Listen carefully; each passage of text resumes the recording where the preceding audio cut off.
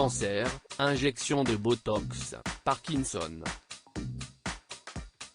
Les rumeurs concernant l'état de santé de Vladimir Poutine sont nombreuses et jusqu'à présent, aucune réponse claire n'a été donnée sur un changement d'apparence qui interroge.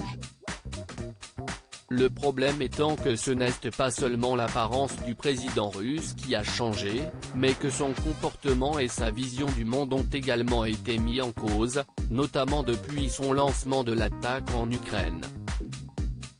Selon des déclarations faites au Mail Sunday, il n'y a que des sources d'origine humaine qui pourraient vous peindre de façon si précise l'état psychologique de Poutine. Au cours de ces 5 dernières années, il y a eu un changement notable dans la façon dont il prend ses décisions.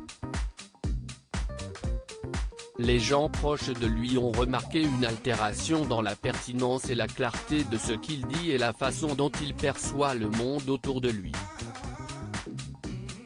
Une altération qui a déjà été pointée du doigt et qui avait, déjà à l'époque, provoqué une réaction de la part du Kremlin.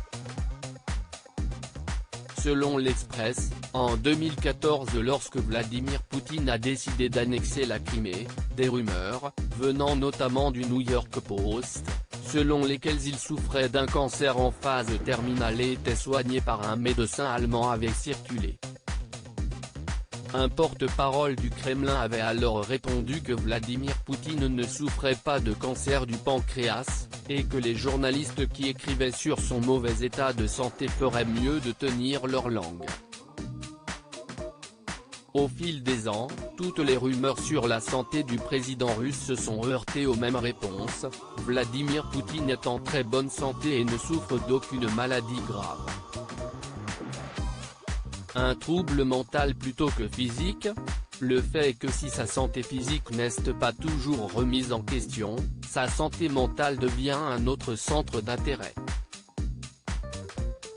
Il y a peu, CIST le quotidien Ouest France qui se penchait sur la question avec un diagnostic bien précis pour Vladimir Poutine, il souffrirait du syndrome du bris et en serait même, pour le neuropsychiatre Jacques Touchon, l'exemple parfait. Ce syndrome est décrit comme un désordre narcissique et se reconnaît grâce à plusieurs symptômes, excès de confiance en soi, sens de la manipulation, sentiment de toute puissance, arrogance, mégalomanie, recherche de la gloire. Des traits caractéristiques facilement visibles chez Vladimir Poutine pour lui attribuer un syndrome qui, s'il est avéré, pourrait expliquer bien des choses. Loading widget.